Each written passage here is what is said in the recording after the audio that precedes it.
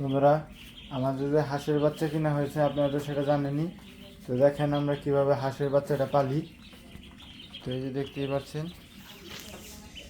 এখানে আছে হাঁস আর এখানে আছে হাঁস কতটি। এগুলো এখানে রাখছি, যেগুলো একটু বড় হয়ে গেছে ওইগুলা, আর ছোটো ছোটো যেগুলো রয়েছে ওইগুলো রাখছি। তো 2টা পয়েন্ট করছি হাঁস রাখার জন্য। তো আপনাদের একটা জিনিস দেখাবো, তার জন্যই ক্যামেরাটা চালু করলাম। এই দেখেন এটার মধ্যে আছে জল। জল দেখেন, দেখেন কীরকমভাবে আহে, এই দেখেন অবস্থা, হুমড়ি খেয়ে পড়ে। এই পাশে কিন্তু দেখেন সব যাই কিনে যায়, কার উপর দেখে রাখাবো, ধুলাই মাটি অন্ধকার। আবার এই পাশেটাও একই ঘটনা। এই দেখেন,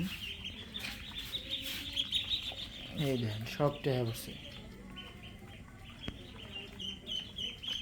তো আমাদের এরকম হাঁস পালা কীরকম লাগছে আপনাদের অবশ্যই কমেন্ট করে জানাবেন।